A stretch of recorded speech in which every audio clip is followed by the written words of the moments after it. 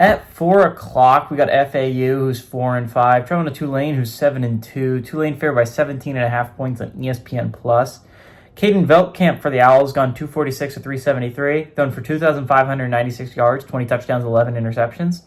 Jamari Sands had 72 carries for 337 yards. Easton Messer said 74 catches for 714 yards and 4 touchdowns. Jake Retzlaff for the Big Green Waves, gone 146 to 241, thrown for 1,954 yards, 10 touchdowns, 3 interceptions. Also leads his team on the ground with 87 carries for 336 yards and 10 touchdowns. Shaz Preston has had 25 catches for 414 yards and 5 touchdowns. FAU is 1-1 against Tulane all time. Last game did go to Tulane in 2023.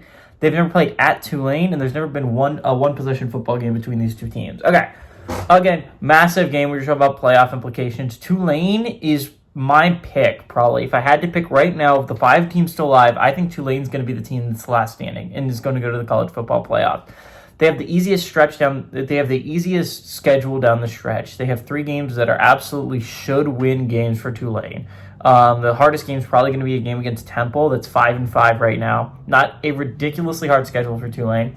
They're going to get, I think, they're only half a game out of my playoff spot right now. I think James Madison is the team that's won right there. That's like leading the group of 6 when it comes to the college football playoff push. But Tulane's only half a game adjusted back.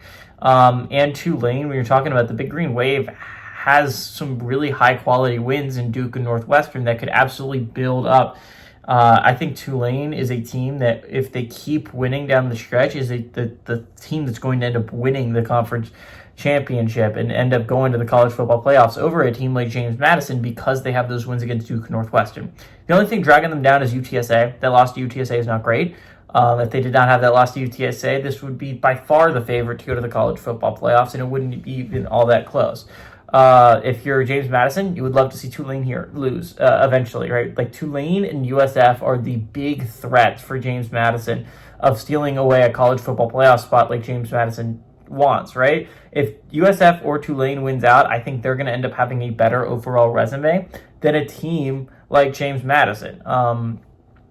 Again, Tulane's a much better team here. I thought Tulane was dead after the UTSA loss, in all honesty. Again, Tulane was, when I first made my spreadsheet, they were my first group of 5 team that I had in my 12 spot. I thought they were the best overall resume in college football. And then they lost that game to UTSA, and I thought they were cooked. After that, but then they got big win over Memphis last week. Jeez Louise, what a win that vaunts them right back into realistic college football playoff contention and puts themselves in a great spot to go to the AAC championship and try to play their way into a college football playoff berth. I think they do that, by the way. I think the Big Green Wave is probably one of the scarier teams if they end up making the playoffs. I think of all the group of 6 teams, Tulane or USF would probably be the teams I'm most scared to play if I'm a higher tier team. Tulane has shown the ability multiple times to beat high-level opponents. I would be more scared of Tulane, in all honesty. They beat 2 solid teams in Northwestern and Duke at home. USF went on the road and played a bad Florida team and won. But Tulane has played 2 better teams and found ways to win. I think this is a very scary Big Green Wave team, and I like them to win. I like them to cover that spread against FAU.